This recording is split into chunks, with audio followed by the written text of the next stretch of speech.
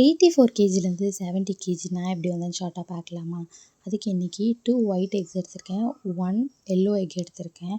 Yellow egg வந்து good ஃபேட்காக, white egg பார்த்திங்கன்னா நல்ல ஒரு ப்ரோட்டீன் சோர்ஸ்க்காக அண்ட் கண்டிப்பாக என்னோடய பிளேட்டில் ஃபைபர் கண்டென்ட் கண்டிப்பாக நான் எடுத்துப்பேன்.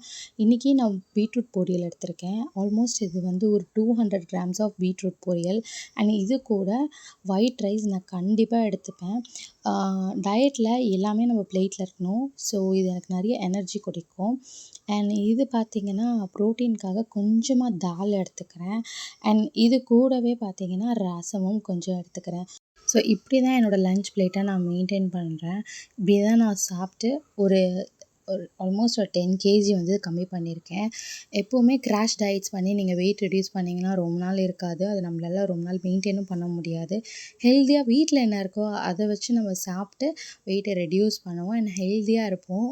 மாற ட்ரை பண்ணுவோம். அண்ட் அவ்வளோதான். இன்னொரு வீடியோவில் பார்க்கலாம். பாய்.